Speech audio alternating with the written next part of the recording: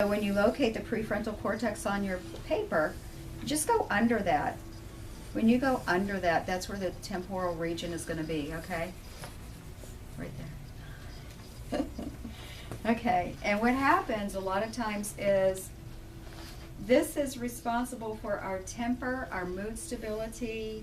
It is the what pathway, so the temporal lobe entwined with our memory is what helps us to recognize and recall what things are. So if it's not working real good, then we have a hard time naming things. It's like, I know the name of that, but I can't remember. I know it's there. So that's the temporal lobes, okay? So an imbalance leads to memory problems, mood instability, and also temper problems. So when you think about the temporal lobes and you think about like professional football players and wrestlers that get hit in the head all the time, a lot of times they'll have an anger problem. We hear about it on the news.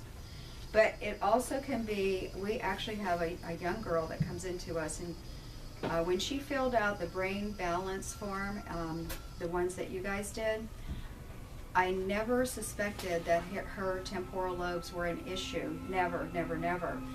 But she admitted that she has a problem with temper. And she played, I think it was soccer when she was younger, but she was also in a car accident and flipped upside down. And so that really affected her temporal lobes. But she also can't remember stuff. It's like she can't remember things. You know, she has a temper issue, which I never thought that about her. So that was interesting. But again, you know, professional sports player, athletes, they're going to have problems there. Then the cerebellum, which is going to be right here, kind of looks like a leaf on a tree. See that? Cerebellum. This is responsible for physical coordination, slow processing if it's underactive, and will have trouble learning and also being able to judge things. So how, I think I missed this part, but so how do you tell if it's overactive or underactive? Or That's a great question. So what we're going to do is we're going to go to our next paper. Okay, so your last sheet of paper. And I want you to go through that. And when you look at the type, now this is called the summary table of 6 types of weight management issues. So now we're looking at how, again, does this deal with our weight. So look under type and then go over to symptoms so that you can match it up to you. Which one do you think you are? Okay? And Matt, we didn't do this on you yet, right? I still need this from you. I already judged. So you want to fill it out? do you have another one you could? I sure do. Yes, we can fix you up. Yes. So Julie, this one is yours. So I did yours, okay? And these were the areas that you had issues in. Okay. Okay? And then Alora, I did yours. These are the areas that you have issues with. There, so there's 3. Okay, so that way you can kind of look at this paper and figure out where you're at. And I think, Becky, we did yours, and so on the top of your page, I think I showed you there's 3 areas. Okay. So Stacy was the most interesting. Shocker. Read Stacy. You are surprised. Okay, so Stacy said that we can actually use her today for an example. Ooh. And the other thing that we did that goes This is how along not with to this, be. with this the brain test is we actually did a neurotransmitter test on Stacy. Okay? And with the neurotransmitter test, it went along with everything that we found whenever she filled out the questionnaire on the brain test. So it was interesting. We So- did that a while back, Oh. about a month. Okay. Yeah. So this, when I took this test, it completely confirmed everything. That's interesting. Very interesting, isn't it? Yeah. So remember, okay, so last week Stacy came in, and remember what she said about her eating? She said a lot of what- things. Just that I was off the wagon and I Yes, was yes. motivated, and you know, I had lost it. Yeah. And so this week I started taking the right supplements. We got me on the right supplements, and I'm focusing on what I've learned and have had a much better week. Okay, you seem more mellow A this much today better week. anyway. Yes, yes. So isn't that great? We ate at home. Yeah, I'm like, what inspired I that? cooked. Yeah. That's great. So I'm gonna let you pass these out. Okay, so I gave you 3. So and then I let you pass these out. So this was Stacy's neurotransmitter test. Okay. Oops. I think I gave up my copy. Here. Oh, I have it. Okay.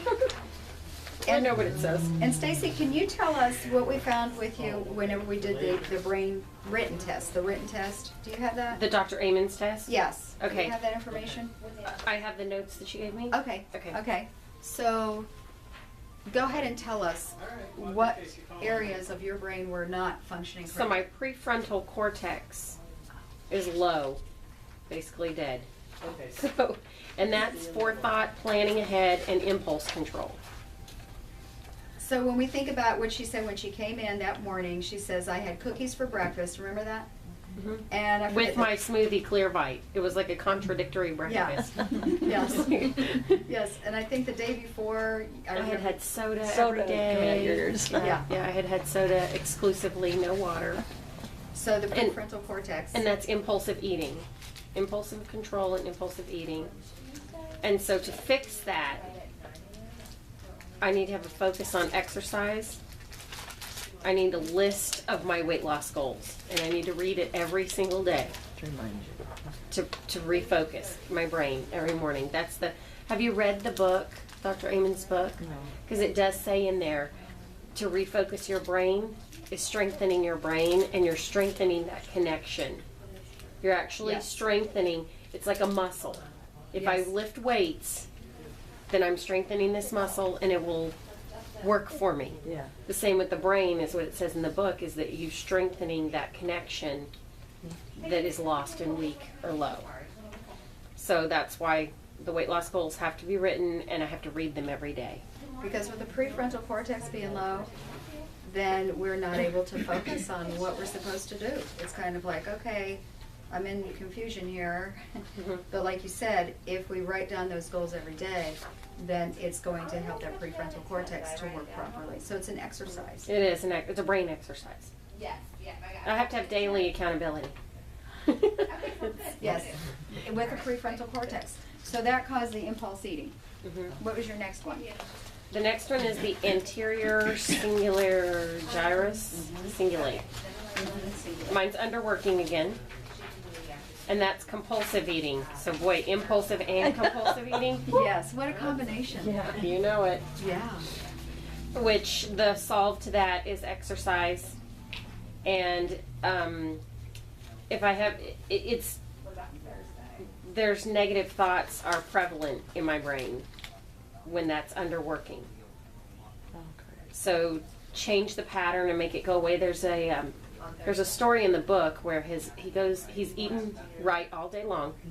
He goes to the Lakers game with his brother. His brother comes with a caramel apple. And he's like salivating over the caramel apple. And he has to get up and leave the seat, refocus his brain, come back, and he's good. He doesn't need that caramel apple. So changing your pattern to make those negative thoughts go away. If the negative thoughts are coming, get up and do something else to break the Yeah. The pattern, cycle, right. break the pattern of the. Yep. And if you think those thoughts, if you think it 3 times, like, okay, I'm standing here seeing that caramel want the apple, I want to cookie. eat it. We want Matt's chocolate bar right over here, right? Is that a chocolate bar? It's a Yeah. chia bar. A Not chia bar. interested in that. Okay. So it's like, okay, if 3 times you say in your brain, boy, I really want that, Right. then walk away, go do something else.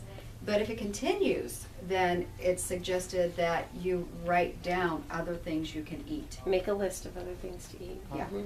Just sit down, get a pen and paper, and start listing your 20 brain foods. And look for distractions. Go do load of laundry or, Yes. Good. And then what was So the my next one was the deep limbic system. Okay. It's not working either. Surprise. Nothing in mine is overworking. And that's responsible for emotions. And I need options, which is what I was telling you about going to the grocery store every day. is that that refrigerator can be full, and I can look at it and I don't want any of it. So I have to go to the grocery store every day and walk the produce section and say, I think I'm in the mood for this. And that get in the habit of saying yes and not no. Apparently I like the word no. But all of this really went along with the brain chemistry test that that's the, you take this test, and I have to admit, when I took this test, I'm like, well, yeah, I questioned a little bit of the validity of it, just because It's a written test. and it's coming from me at that moment. As much as you want to think back 90 days, you really are judging yourself at the exact moment that you're taking the test. And so, True. This is true. so maybe today I don't feel like I'm emotional, but maybe in the last 90 days it really was. Yeah.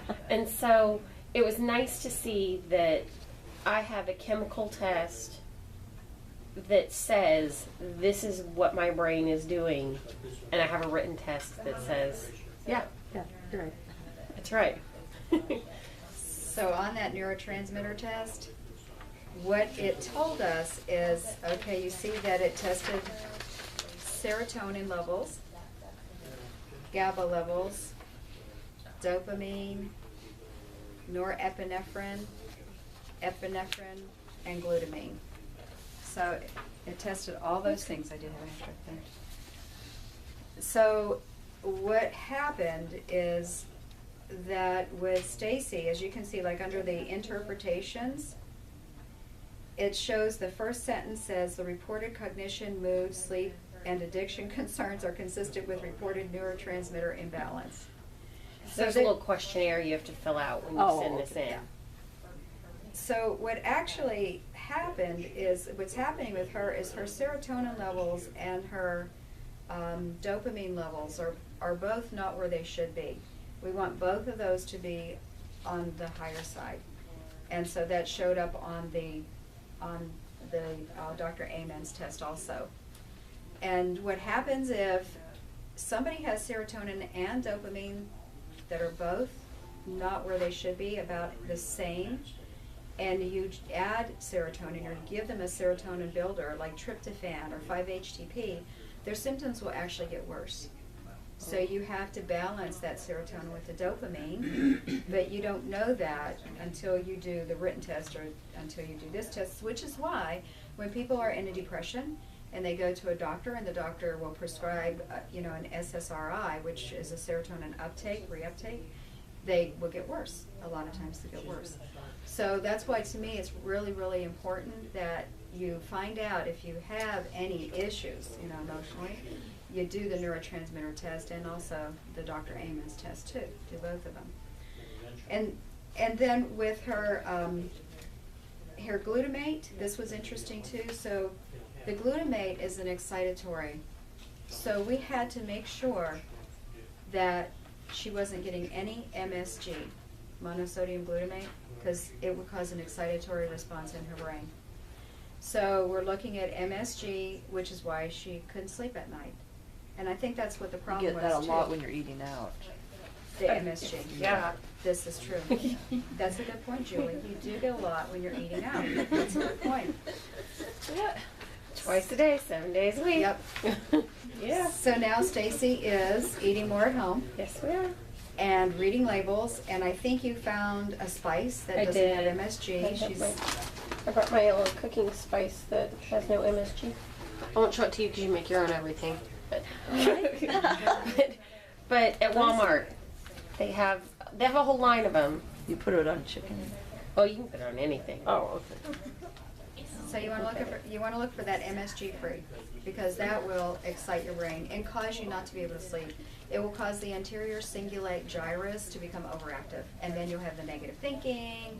You'll be up all night, and not know why. But when it says yeast extract also, Yes, yes.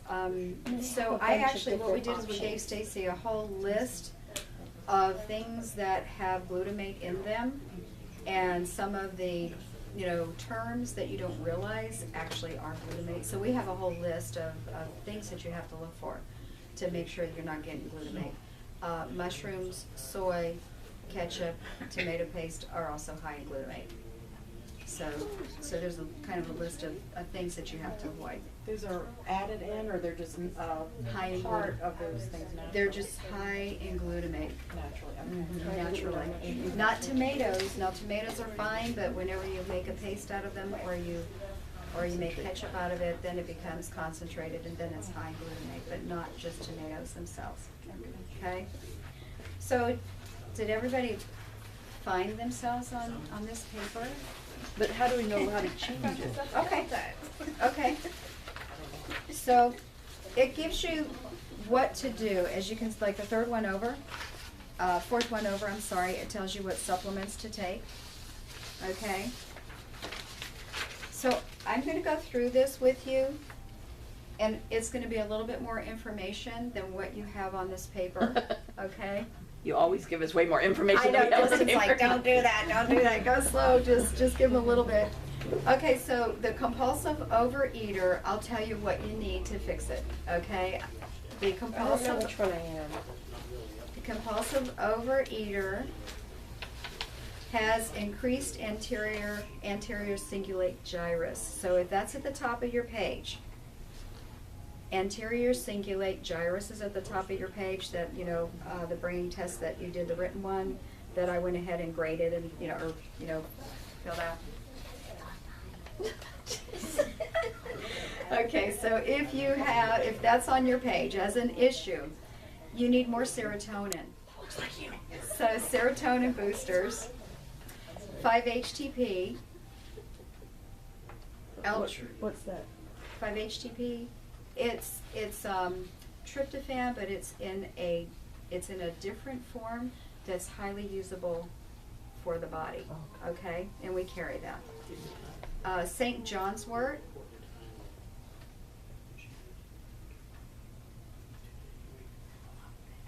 exercise,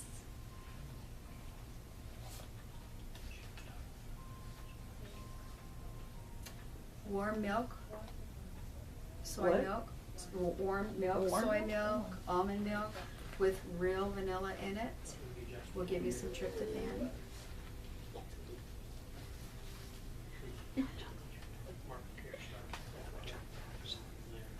Your rice, mangoes, and bananas, serotonin builders, and of course turkey.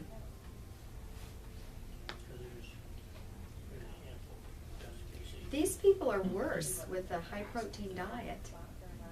So if the serotonin is too low, then you're actually worse with a high protein diet, okay? Exercise will help the brain to get more serotonin. It builds serotonin and dopamine. Very important. Are we on 1 or 2? We're on 1. Okay.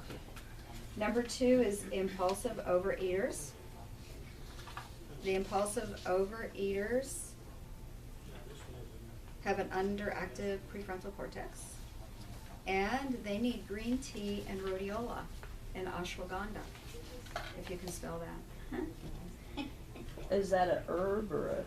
It is an herb, it is, and we actually have a formula that I put together from one of my herb companies that has just the ashwagandha and the rhodiola in it. Oh. Mhm. And that also is for adrenals. So this is for the underactive prefrontal cortex, green tea and rhodiola. And that will actually give you a boost in energy. And also ashwagandha. Are there any other things we can do, or? There are. So exercise increases blood flow to the brain and also increases dopamine. And as Stacy said, in this area you're going to have to set goals every day. You have to set goals every day, and you actually need someone on the outside to supervise you to make sure that you are reaching those goals or that you're staying focused. So someone else outside has to track you. And I'm going to use the word coach. There you go. Coach you. Nice word, right? Reduction in violence. With an underactive prefrontal